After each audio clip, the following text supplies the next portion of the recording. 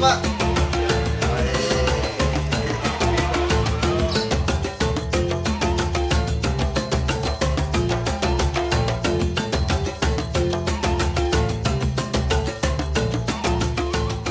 Sahabat semesta, Iin Jayanti,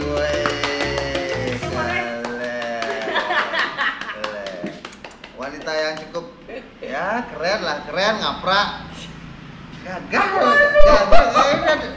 kok bisa segagah ini? Kan kamu guruku, kita kan harus stay good. Stay gede, benar. Stay good. Jadi kita lagi ada di Serayu Pot dan secara desain ini industrial banget. Bisnismu meroket di saat pandemi ini. Kenapa Serayu bisa meroket? Ya pintar-pintarnya peluang kan.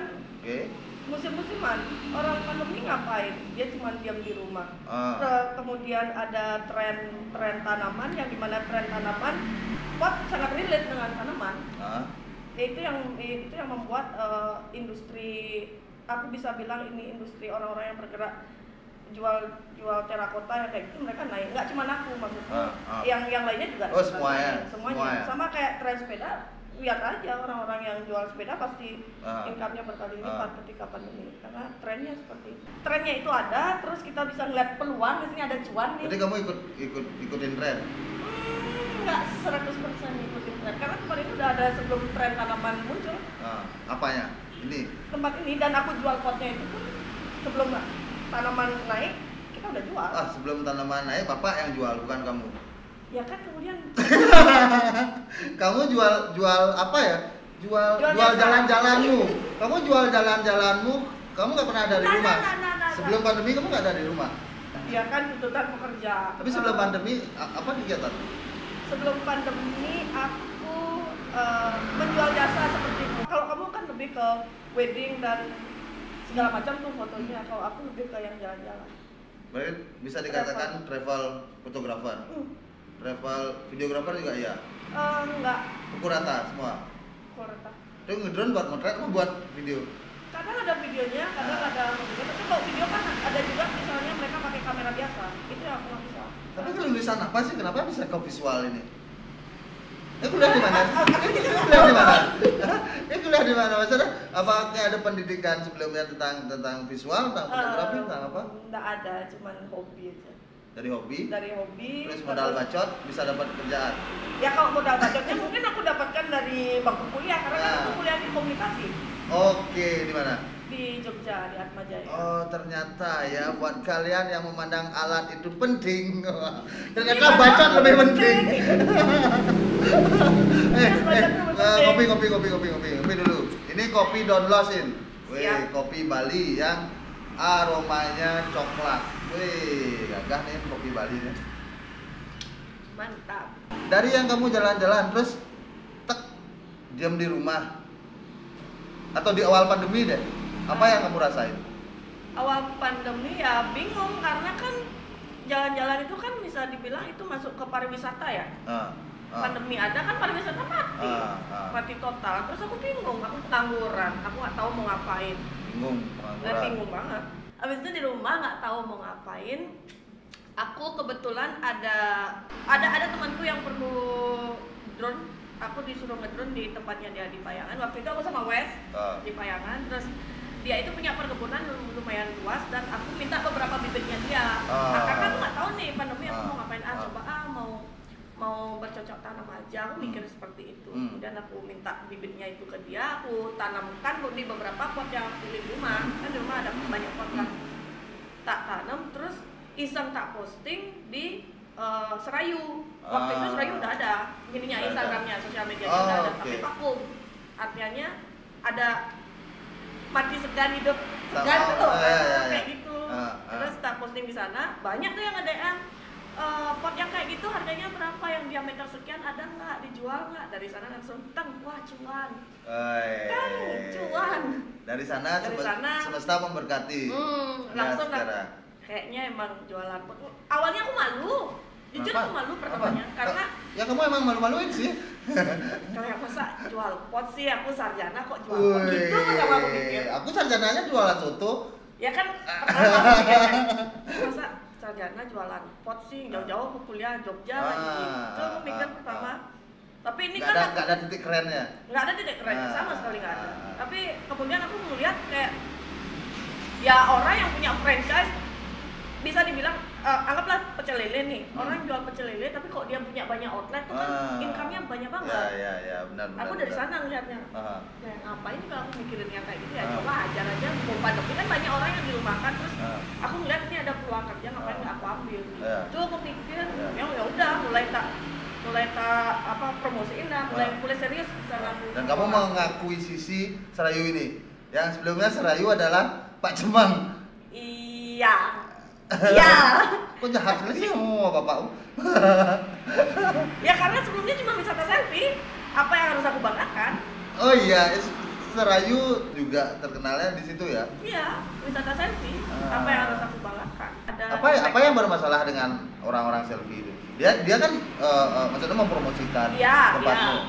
Yang aku lihat karena yang selama ini aku lihat itu adalah mereka lebih banyak yang nggak punya sopan santun daripada yang attitude-nya mereka nggak mostly yang aku lihat secara langsung setiap hari itu adalah itu. Mungkin ada beberapa orang yang sopan dan segala macam, artinya kain mereka datang ke sini, cuman aku jarang menemukan orang seperti itu ketika aku ada di rumah itu loh. Aku lebih seringnya ngelihat orang ketika aku turun nih udah ada sampah. Berarti menurutmu orang-orang kita nggak berattitude? Kebanyakan orang yang datang ke sini seperti itu kemarin loh, sebelum diisi sign oleh bapak. Kan sekarang udah tak isiin sign. Signnya bapak yang isi apa kamu yang minta? Aku yang kasih tahu bapak. Bagaimana kamu menjelaskan? Bapak kan, aku cukup sering bergaul juga sama bapak dan tahu bagaimana tipikal bapak. Bapak kan ikhlas saja ya udah ya, yang penting mereka senang, aku juga senang. Ya benar. Bagaimana cara kamu menjelaskan itu sama bapak? Tapi kan aku di sini tidak hidup sendiri, itu pertama. Dan tetangga-tetanggaku banyak komplain, tapi aku melihat itu di sosial media, bukan di real life. Kayak misalnya mereka parkir di depan dia, padahal di dia lagi ada ke tempat pedada mau ngapain. Justru itu lahan mereka terus dipakai oleh orang-orang yang selfie di sini. Ada beberapa yang menuangkan itu di sosial media yang aku yang lihat, bapakku nggak lihat gitu loh. Makanya bapakku bisa santai. Sedangkan di dunia maya kan aku lebih mengerti daripada bapakku. Dari sana aku bilang ke bapak, mending diisiin aja tulisan. At least mereka punya sopan santun lah datang ke sini, apalagi kalau misalnya sampai nyapa ke tetangga gitu, tapi mereka fotonya di sini kan kita yang malu. Separah itu ya? Separah itu. Tidak seindah foto di Instagram.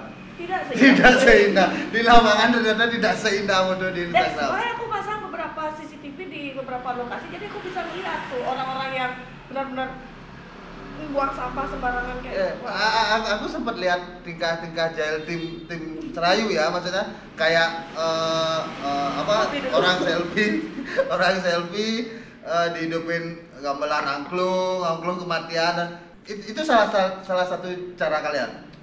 Ketika kita tahu dia memang tidak sopan ke sini, ya nggak mungkin orang yang udah izin terus mereka biasa-biasa aja kita usir, enggak lah.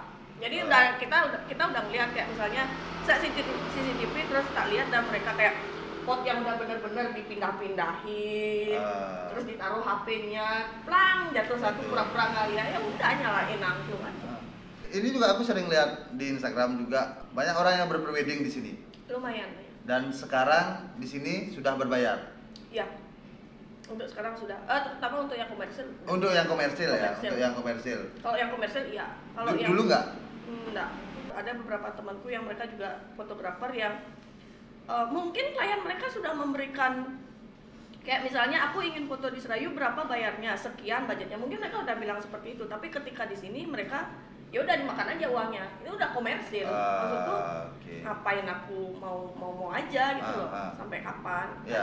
Let's say dari dulu sampai 2019 tuh anggap aja udah ngayal nih untuk orang-orang yang seperti itu. Branding gratis, sebenarnya branding gratis kamu licik banget nih orangnya.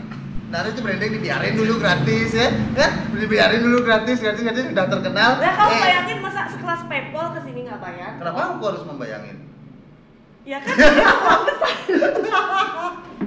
Ya tapi kan maksudnya tidak menutup kemungkinan dari mereka juga kamu naik. Tapi udah cukup ya? Aku sih nggak ngejar itu. Ya tapi udah cukup ya maksudnya. Oke, Serayu udah terkenal, sekarang waktunya dikomersilkan gitu. bukan bahasamu jelek sekali. Ya nggak seperti itu lebih ke apa ya? Ya aku kalau mau dicari apakah Serayu ingin populer lagi, iya. Apa perlu aku marketingin lagi, iya. Tapi aku nggak mau dengan cara seperti itu gitu loh. Oke, benar ya. Berbicara tentang marketing dan kamu katakan tadi bahwa semua terakota sekarang lagi naik. Apa strategi Serayu untuk ada di next level, maksudnya ya bersaing di sesama apa ciri khas kalian? Pembeda kita dari yang lain kan emang di sini lebih ke colorful. Jadi warna apapun kamu bisa nge-mix, kamu bisa custom. Terus pas awal-awal pandemi aku juga berpikiran seperti itu. Apa bedanya orang beli di Denpasar misalnya daripada ke Ubud, jauh-jauh aja ke Ubud. Aku harus membuat salah satu karakter yang menjadikan aku beda dengan terakota yang lain. Misal nih, kalau yang lain mungkin dia, nah kayak ini nih, udah polos nih, tabung polos, ya aku buat aja yang nyeleneh. Kayak misalnya tak isiin mata, tak buatin bentuk-bentuk yang sedikit vulgar, yang seperti itu. Karena banyak sebenarnya orang yang minta yang seperti itu, tapi mereka malu. Gitu. Dan juga satu sisi mereka bingung mau memesan ini kemana, maksudnya malu untuk memesan, malu, dan mungkin juga tidak kepikiran. Iya, mungkin mereka nggak kepikiran. Warna-warni ini kan diciptakan oleh Bapak. Apakah Bapak pernah bercerita sama In bahwa bagaimana proses beliau menemukan ini? Pernah. Itu berawal dari bom Bali yang terakhir, kalau nggak salah 2005.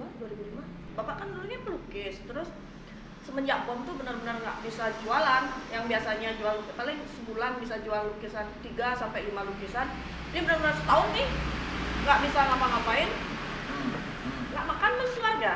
Karena waktu itu ibu cuman punya warung kecil, bapak lukis sampai akhirnya ya udah, karena kita harus tetap hidup gitu loh. Kemudian dimulai dengan bapak membeli beberapa pot yang digunakan untuk upacara agama, keperluan agama. Jadi pot itu ditaruh di rumah, dipajang. Nah, orang akan lebih milih ketika kita majang banyak daripada kita cuma majang satu. Kayak kelihatan nggak niat gitu ya, jualan ya. Jadi ya udah dipajang. Dan kenapa dipajang di depan rumah, nggak takut kemalingan atau apapun?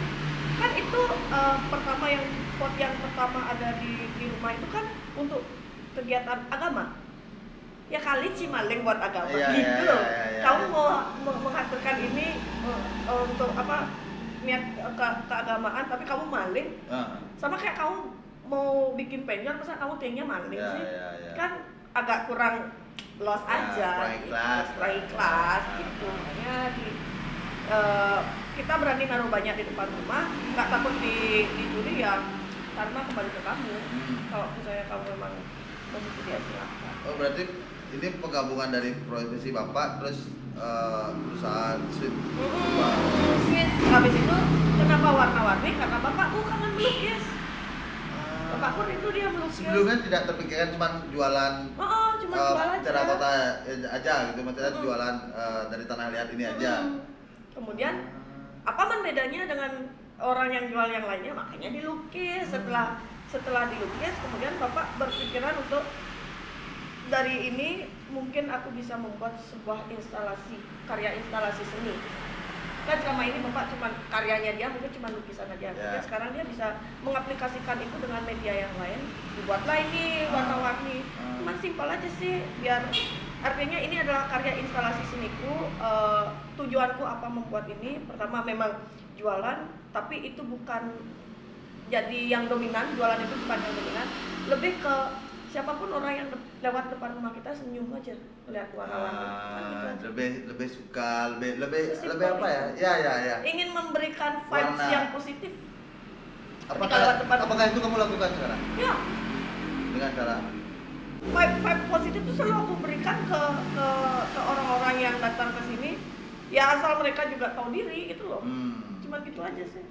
Dan yang paling menarik di Serayu ini ada sisi edukasi juga, maksudnya ada drawing class juga ya. Drawing class itu yang aku bilang membaca peluang. Oke. Ketika kamu menutup pintu, kamu harus bisa membuka pintu lainnya. Kayak gitu loh. Itu aku terapkan kemarin. Jadi oke, kita satu-satunya orang yang jualan pot di Ubud. Kemudian ketika pandemi ini selesai, kemungkinan pot akan turun karena mungkin orang-orang sudah kembali lagi beraktivitas normal. Dan waktu mereka untuk ngurus tanaman dan untuk di rumah mulai berkurang lagi, aktivitas akan ada di luar. Berarti kan aku harus punya cadangan lain nih kalau misalnya ini udah mulai turun. Nah, aku pikirnya tempatku seperti ini, apa yang aku bisa lakukan yang masih relate dengan pot warna-warni, ya drawing. Nah, yang aku lihat peluangnya itu adalah ketika ada orang yang jalan-jalan ke Ubud nih, misal ada orang-orang bisa dibilang orang-orang Surabaya atau Jakarta yang jalan-jalan ke Ubud, mereka family nih, apa sih kegiatan yang bisa mereka lakukan di Ubud selain nongkrong di kafe, kerais teras, dan yang lainnya yang bisa dilakukan dengan anak-anaknya, ya swing, di mana-mana ada swing sekarang. Isi jantung bulu-bulu. Tidak natural jadinya. Itu aku melihatnya dari sana, kan nggak ada yang bisa mereka lakukan ya. Drawing salah satu gininya. Apalagi anak-anak kan kalau dikasih mewarnai, apalagi yang kotor-kotoran, mereka tertarik gitu loh. Makanya ya udah aku buka kelas drawing aja. Buat dewasa ada, buat anak-anak ada. Karena kalau yang dewasa biasanya mereka lebih ke terapi. Banyak yang kayak gitu. Mana ceritanya gambar pot itu bisa jadi terapi? Terapi loh Mama. Kayak kamu misalnya kamu lagi stresnya, aku pengen gambar aja. Berarti mereka nuangin tuh di sana emosinya mereka. Warnanya dicampur-campur, ditumpuk-tumpuk. Mengeluarkan apa ya? Emosi mereka di sana. Itu kebanyakan yang dewasa. Kalau anak-anak ya mereka emang buat fun aja. Ya juga ngelatih skill motorik kalau nggak salah. Warna itu kan dia memang jadi satu unsur yang ngerilis banget, ngerilis banget stres gitu. Kalau ada yang mau drawing nih, kamu bandrol dengan harga berapa? 149 anak-anak. 149 dewasa. Kalau dewasa 179. Kekinian banget cara jualan. Dari harga nih 9. Ini sarjana komunikasi. Oke. Untung nggak sih 100 rupiah Anda akan kami donasikan ke rumah sakit. Nah. Oke, berarti mereka dapat apa aja? Experience tuh udah pasti. Ya. Mereka kalau anak-anak itu 2 pot, dewasa juga 2 pot, cuma beda ukuran aja. 2 pot beda ukuran. Itu dibawa pulang. Mereka bawa pulang pot itu. Oh, dapat bonusan apa? Kalau aku punya yang bisa disepeh, silakan ambil. Oke. Kan aku sekarang sudah selama ini antusias drawing itu kebanyakan dari mana? Kalau selama ini, karena drawing ini kan baru dia, kan baru selesai nih studionya, jadi aku baru bisa buka itu akhir November. Kemudian tak tinggal outing bentar, habis itu balik. Tetap jalan-jalan tetap lah ya. Kebutuhan tuh. Balik kalau sejauh ini bookingan terbanyak itu kok Desember tuh full, syukurnya full. Karena kan mereka waktu itu belum ada PSBB yang benar-benar ketat kayak sekarang. Fullnya itu dari lokal Bali. Waktu itu karena Desember banyak waktu libur, walaupun sekarang kita juga lagi libur. Artinya orang-orang yang booking itu kebanyakan dari luar Bali justru. Oh ya? Jakarta, Surabaya gitu aja. Itu banyak. Ketika mereka jalan-jalan ke Bali, karena kan kemarin memang Desember kan banyak tuh, apalagi pemerintah sempat bikin promo dengan mengundang influencer kembali ke Bali dan segala macam. Itu juga ngaruh di Serayu. Sampai saat ini apa yang sudah kamu lakukan untuk Serayu? Yang sudah aku lakukan, menurutku yang sekarang progresnya aku bisa lihat nih ya. Pertama, lebih tertata. Aku sudah bisa menata itu, dan kalau yang kemarin orang selfie, sekarang mereka udah tahu kalau kita di sini jualan juga. Mereka bisa berbelanja di sini. Jadi membelokkan itu sebenarnya agak susah. Kalau melebarkan sayap kembali? Melebarkan sayap lebih lebar. Itu juga salah satu yang sedang aku lakukan sekarang. kemarin aku memberanikan diri untuk, kalau kemarin kita kan masih ngejualnya yang lokal aja nih. Kemudian aku mulai berani untuk menjual keluar Bali. Sini juga keluar, seberang juga keluar. Aku berani menjual itu keluar Bali. Goalsku sih aku pengen ngirim kargo. Kalau selama ini kan pakai ya cuman Indonesia aja. Aku pengen go internasional. Kemarin udah nyoba sekali di sini, tapi nggak tahu nih, belum dikabarin barangnya udah sampai apa belum. Karena kan jauh. Terus di Jogja udah ada satu Serayu. Di Jogja. Udah ada store-nya? Udah ada. Oke. Sudah ada di alun-alun selatan. Treatmentnya sama kayak di sini? Sama juga. Barang-barang di sini semua tapak kesana. Enggak semua sih, artinya beberapa stok yang di sini yang aku jual di sana. Drawing class juga ada? Drawing classnya yang belum, karena drawing class baru cuma di sini aja. Kalau drawing class aku belum berani buka di sana karena ya aku juga harus punya sistem yang kuat dulu. Ini baru. Aku nggak mau gegabah. Walaupun aku bisa ngeliat peluang di sana, mungkin banyak juga yang tertarik, tapi aku nggak mau gegabah karena sistemnya belum kuat. Aku mau bangun fondasi dulu. Misalnya udah ya SOP-nya seperti ini, alur mainnya seperti ini, baru kita. Berarti kamu udah pegang Serayu ini dari 2019. Apa suka duka? Suka duka, circle pertemananku mengecil. Dan itu bagus? Bagus. Kenapa? Ya, apa ya, jadi lebih berkualitas aja aku merasa pertemananku sekarang. Kalau yang kemarin masih yang hahaha sana sini nggak jelas tuh loh. Sekarang benar-benar mengecil, mengerucut yang apa ya, banyak teman-teman yang benar-benar aku tahu nextnya seken manain yang kayak gitu. Yang mana bisa aku ajak teman-teman produktif, yang mana cuma sekedar lala-lele aja. Itu yang aku senengin sih dari ketika aku ngelola ini. Duka ya? Kalau dukanya adalah aku nggak bisa kemana-mana, men. Cannot go anywhere. Karena kakimu isi itu ya, tai lalat ya. Nggak bisa kemana-mana. Jadi ya bersyukur sih tempat ini ada, karena ketika aku nggak bisa kemana-mana, teman yang aku suruh kesini gitu loh. Jadi aku nggak bisa kemana-mana. Itu cara aku mengobati. Ya benar sih, teman-teman juga ada jadinya ada base camp bahwa oke, ke Ubud, mampirlah ke Serayu. Berbicara tentang Bapak, selama kamu menjalani Serayu ini, ada ketakutan nggak untuk kamu melangkah bahwa aku harus menjaga ini Bapak? Ada. Sangat ada. Karena awal-awal aku megang Serayu itu seperti challenge dalam artian aku dulu pernah mau megang Serayu ketika aku ke Labuan Bajo. Itu aku artinya aku udah siap-siap, aku pengen bikin ini di rumah, aku pengen bikin ini. Aku bilang nih ke bapakku, sampai akhirnya bapakku bilang, ya udah kita mending beli alat ini aja biar kamu bisa sekaligus belajar, beli alat buat drawingnya, buat bikin terakotanya. Beli tuh, pas beli tak tinggal. Kan kecewa. Artinya mungkin bapakku mikir aku sudah mensupport kamu, kemudian kamu masih setengah-setengah nih, kamu malah tinggal merantau lagi. Nah kemarin waktu pandemi kayak gitu, bapak sempat bilang, alah paling nengah-nengah bayar mani kalian gitu pasti. Itu yang jadi aku di sana harus membuktikan bahwa aku bakalan beneran serius dengan konsekuensi, berarti aku harus berani melepas yang lain. Aku nggak bisa megang keduanya nih, walaupun aku punya 2 tangan, tapi aku nggak bisa ngambil semuanya. Karena kalau misalnya aku ambil semuanya, pasti ada satu yang aku nggak bisa maksimal. Jadi aku harus merelakan salah satunya. Dan setelah berpikir dan lumayan banyak pertimbangan, aku pegang yang di rumah. Tuh, tapi itu sih yang aku jaga dari bapak juga, ya namanya sih. Aku nggak boleh terlalu saklek sama orang. Bapakku loh udah terkenal sangat dermawan, sabar, santai. Anaknya saklek banget. Gini ya. Tapi kemudian ngomongin tentang keluarga, kamu berapa bersaudara? 3. Kamu anak kedua berarti nanti. Yang pertama? Dokter ya, cowok. Eko. Dokter. Kamu punya kakak dokter? Oh pantesan kamu sakit-sakitan ini.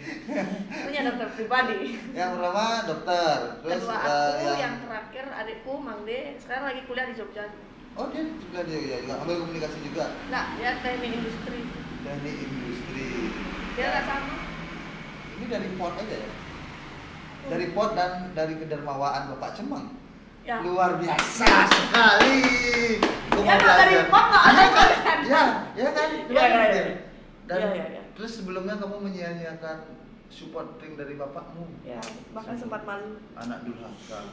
Aku Bapak Cemeng. Harapan ke depan untuk Serayu ini seperti apa? Harapan kedepannya aku tetap ingin melebarkan sayap Serayu, itu pertama. Aku pengen bikin beberapa kelas lagi sih. Beberapa kelas maksudnya? Aku pengen bikin peluang yang lainnya. Kalau misalnya drawing udah, aku pengen bikin cara pembuatan potnya. Okay. Dan aku pengen nyobain untuk, kalau sekarang kan lagi terakota nih, aku lagi pengen coba buat main di keramik sekarang. Itu untuk Serayu, untuk dirimu sendiri? Kedepannya? Nah.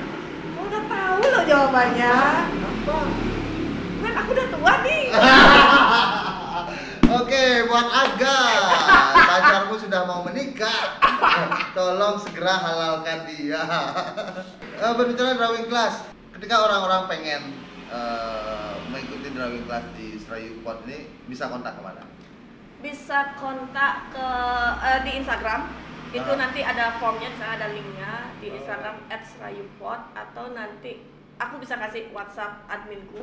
Buat teman-teman yang tertarik mungkin ngajak anaknya atau ada lagi stres habis diputusin pacar, bisa. Rapinya ke Serayu. Healing tuh. Oke, Lin, terima kasih banyak sudah mau ya ngobrol-ngobrol di Sapa Semesta, dan ya semoga ini bisa membuat healing juga.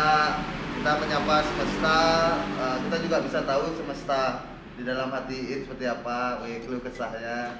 Sukses semua untuk teman-teman yang sudah menonton, dan terima kasih untuk semesta yang sudah memberkati kita pada obrolan kali ini.